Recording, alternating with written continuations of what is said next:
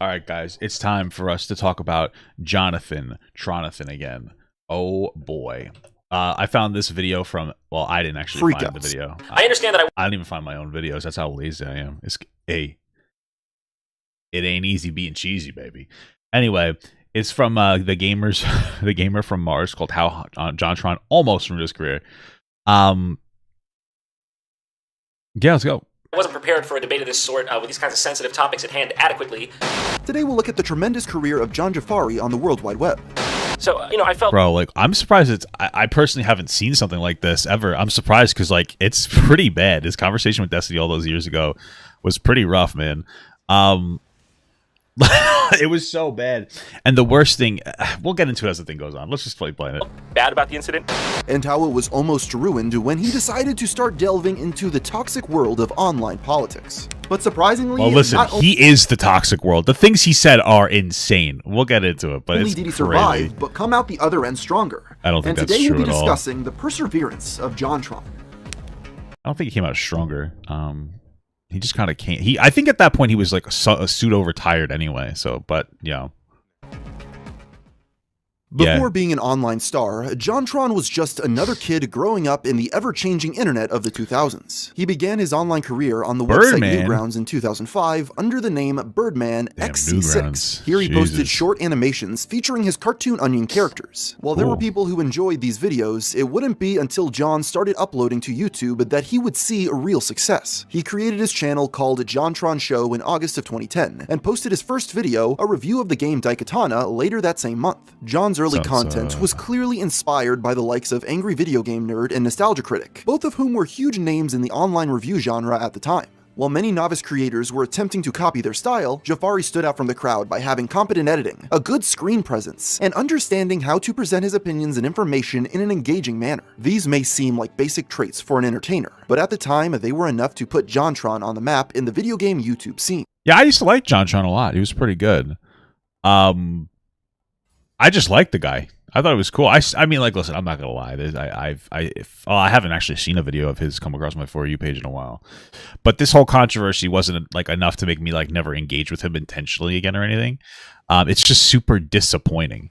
It's just thank God he's not valued for politics. Okay? As he rose through the ranks and made a name for himself, John also began meeting people who would become his friends for years to come. One of the most notable of these new online acquaintances was Austin Hargrave, aka Peanut Butter Gamer, whom John had met while posting content for the website Screw Attack. The two quickly hit it off, and soon partnered to create NormalBoots.com later in 2010 as a means of pooling their popularity. As the years went on, the site expanded to include creators such as The Completionist, ProJared, Did You Know Gaming, and more. This was another common trend on YouTube he didn't do anything wrong. with ProJared did nothing wrong to combat copyright strikes and create stronger brand recognition amongst their audiences. Despite the site's lack of relevance these days, Normal Boots was once a titan of the YouTube gaming genre. A couple years later in 2012, John partnered with his friend and fellow Newgrounds animator Aaron Egoraptor Hansen to create the channel Game Grumps. Hey there, do you like meat? Probably not. That's okay. Anyways, I'm starting a new channel. It's called Game Grumps, but hey, I couldn't do it alone. I also got my pal, Egoraptor! The premise of the show was simple. The two creators would play video games while riffing and making jokes. The duo's chemistry clearly resonated with viewers, and the channel rapidly skyrocketed in subscribers, contributing to the golden age of the Let's Play genre. See, like, I could probably do, like, some kind of fun Let's Play thing, but I have, like, no motivation to do video games and, like, to actually take charge of that. Yeah, I don't know, bro. I just don't have it in me, bro. It's so weird because, like, I play games while I do content a lot, but, like, I don't like video games, which sounds so weird. Like, how do you not like video games? I don't know, man. It's bizarre.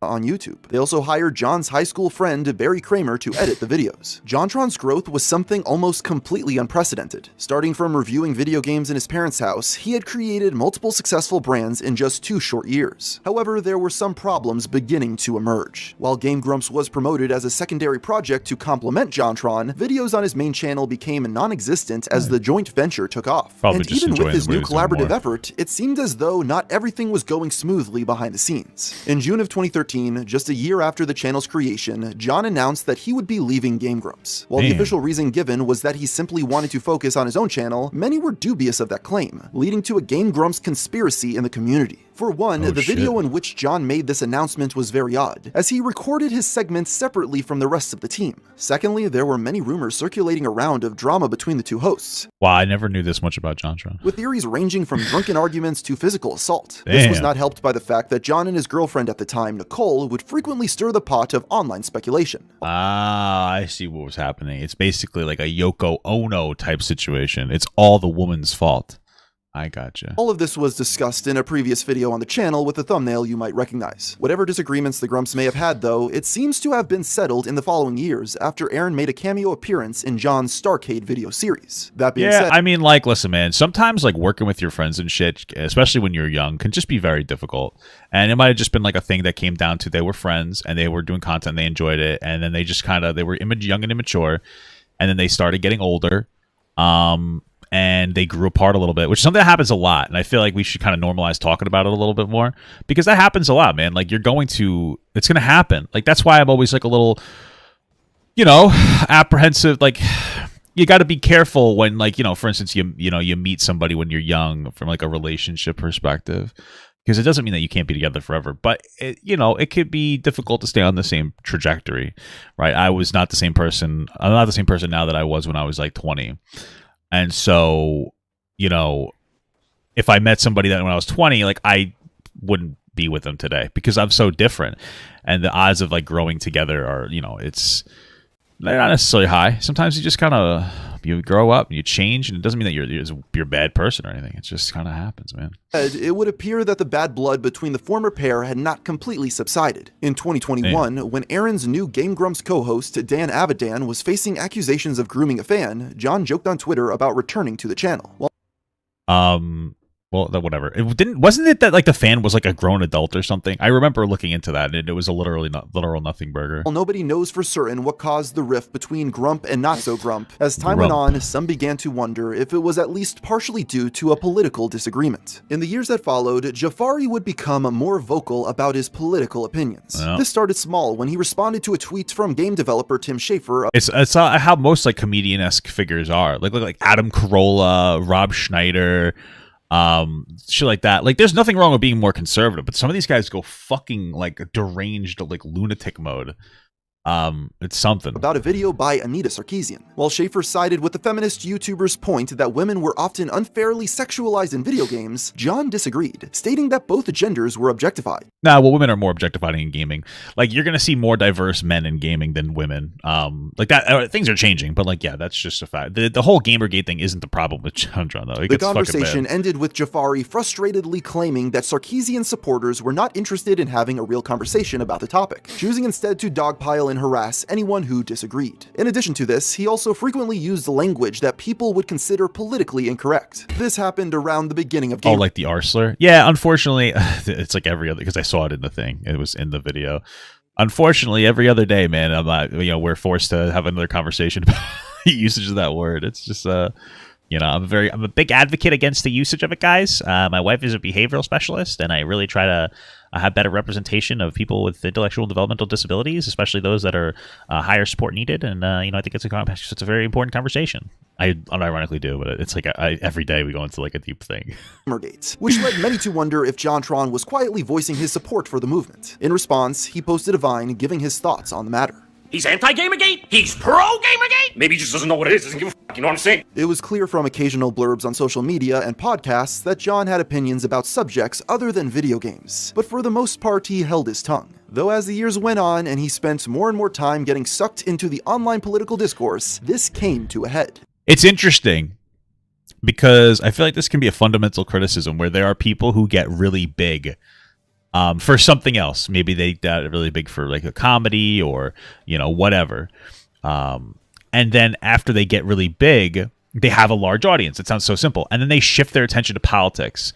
And they think that because they have a large audience, that somehow means that like what they have to say, and that like they'll get an audience from something unrelated to politics, and then they'll start getting into politics, and they'll think that there's like somehow carryover. It's like, well, I'm a really popular so my opinion must matter. And it's like, damn, I would say, not to be too rude, but sometimes that could feel like Ethan Klein a little bit. He got big on commentary, sure, but then he like drastically shifted to like a podcast format. And, if I don't know, maybe that's a wrong assertion there.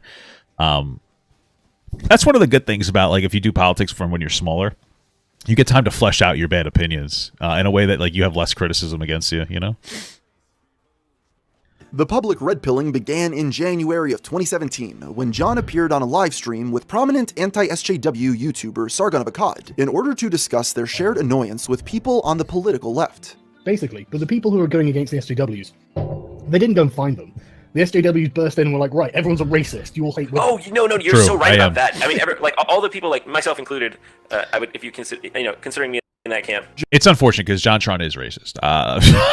Last time so I remember on my channel, like a while ago, Jontron went onto like Destiny and he started basically talking about how we should keep America white.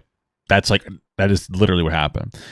And that was a while ago. And I remember like maybe a year ago, I covered this situation again because I saw on TikTok that there was a TikTok like rehashing what Jontron had said. And I was like, oh, this is kind of unfair because my understanding is he apologized. So I actually made a video with the intention to be like, look, guys, like I understand he said some dumb shit, but he like apologized and he's since educated himself. So I started watching it and I realized like, oh, wait, he didn't apologize. He just said he wishes he could have framed it better, but he still thinks he's right.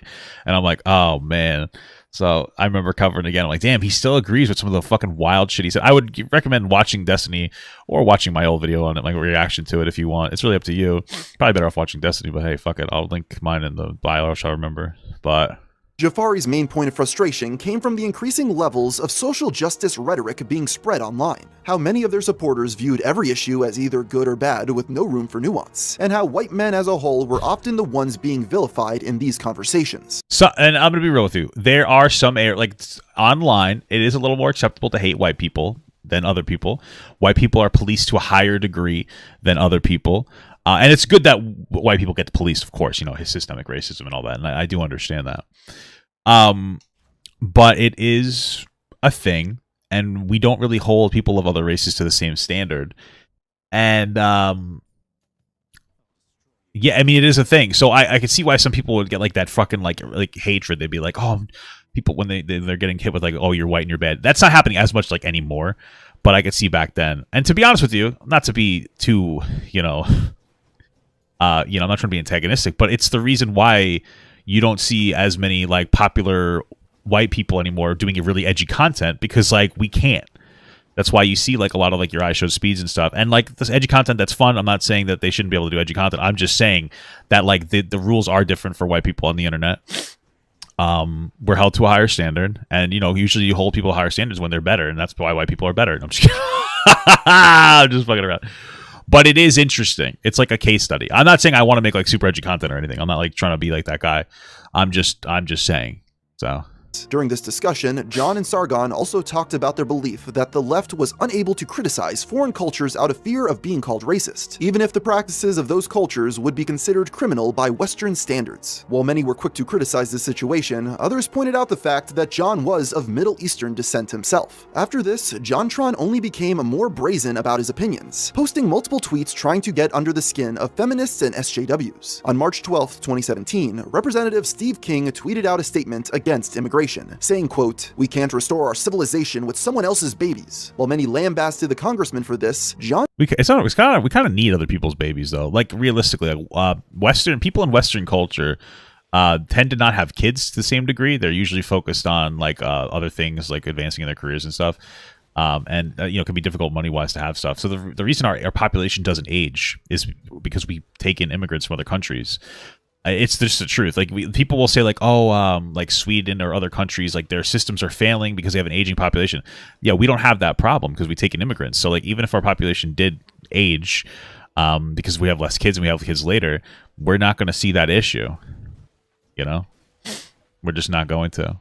Because we're based. Voiced his support later that day. Wow, how scandalous. Steve King doesn't want his country invaded by people who have contempt for his culture and people. Nazi. This resulted in both King and Jafari being labeled nationalists by critics. This commotion soon caught the attention of left-wing Twitch streamer Destiny, who invited John onto his show the following day for a live debate. When the stream started, it was clear to everyone that the video game reviewer was unprepared. Even the people who supported him... There was no way to prepare for the conversation that he was about to have. Like, there was no way he could have framed anything he said better. He was just saying, like, white nationalist shit. And I don't say that lightly. Admitted okay? that he came off poorly, constantly sounding unsure of himself and No. never being able to back up any of his statements with statistics. Because none of his statements had statistics to back them up. Like, could he have prepared better? Sure, he still would have gotten washed out. Like, it's not like I just want to be like very explicitly clear here. It's not like he would have done any better. If you watch the conversation, he got fucking like plastered because what he was saying was ignorant. It wasn't that he didn't have enough talking points. What he was saying was just dumb. Like, it wasn't like that deep, okay? While the entire debate was widely viewed as a train wreck, there was one soundbite in particular that caught people's attention.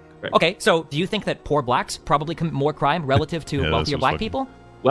They do. Wealthy blacks also commit more crime than poor whites. No. That's a fact. Wait, what? Yeah, look it up. Give me a sec, I gotta get water. This statement spread like wildfire, with many onlookers using it as proof that Jontron was a racist. Yes. Even those who didn't agree with that statement. It is true. And listen, we all fall, we all hit our prejudices. All right, I understand it. I'm not sitting here saying that, just because you're racist doesn't mean you can't be redeemed.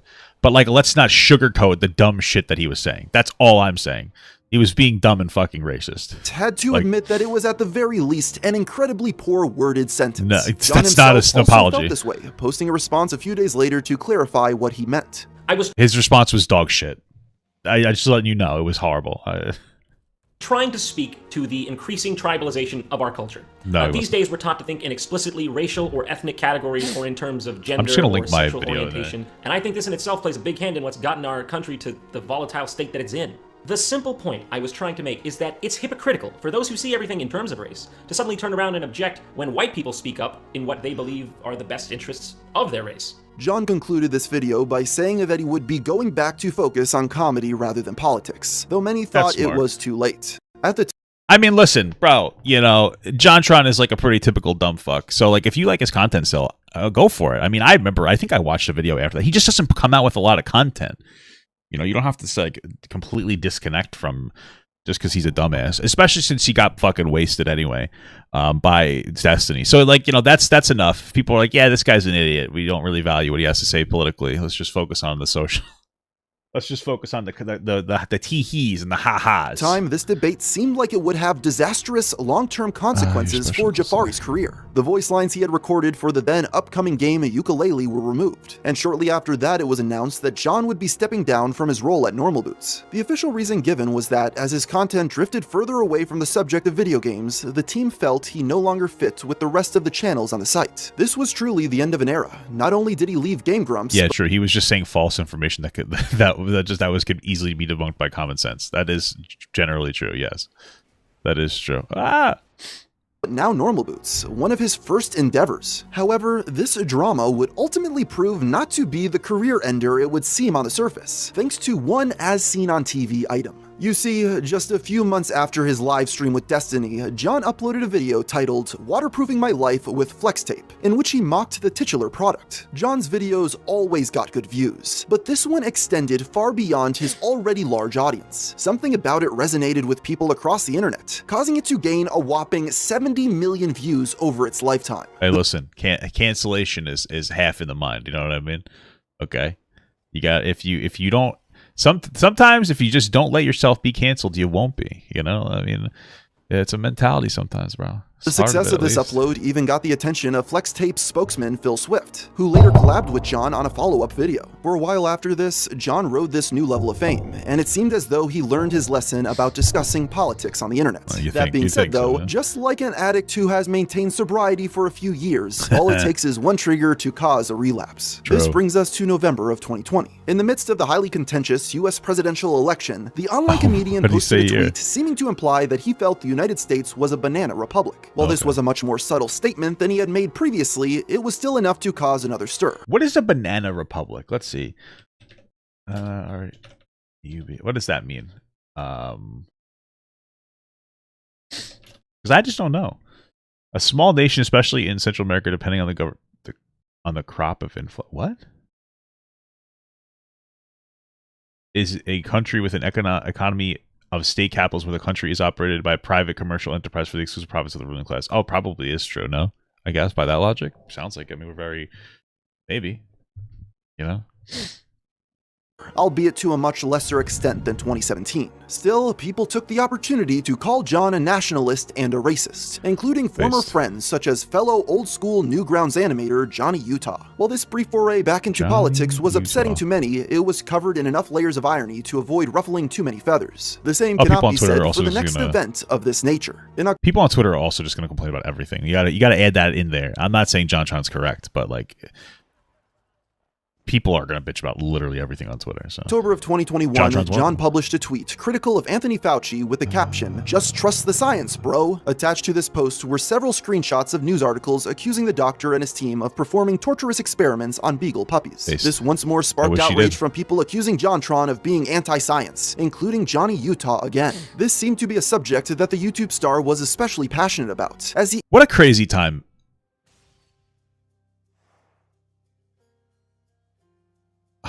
I didn't mean to restart that.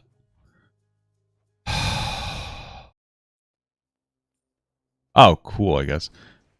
Anyway, what a crazy time, man. I was gonna say, like, when it comes to like damn, that really upset me. I thought I declared the game out. Because, like, unfortunately, some of the information surrounding COVID, like, it made people feel hesitant. I mean, I remember at the beginning, they were like, hey, you don't need masks. Don't buy masks. Like, they're not effective. The COVID is too small. It'll just go through the mask holes.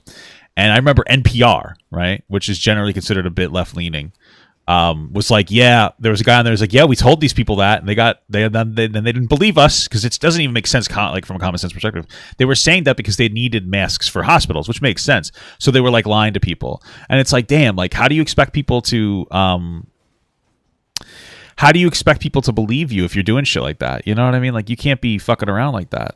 You should have just said, like, hey, we need to preserve masks for hospitals. Stay in, you know. So people were like all over the place, and some people just didn't want to listen. He engaged in many heated arguments in the replies. He even posted more news article screenshots alleging that the National Institute of Health had a hand in creating a more contagious strain of the virus. While this incident once again caused many to question Jontron's political leanings, he simply went back to making his videos without consequence. A year later, on July 16th, 2022, John appeared in a collab on the YouTuber Internet Historian's second channel. The video itself had nothing to do with politics, with the two simply riffing comedically on futuristic technology. However, people on Twitter still responded to it angrily, criticizing Historian for platforming someone they considered to be a bigot. They even began pulling up any dirt they could find on Internet Historian.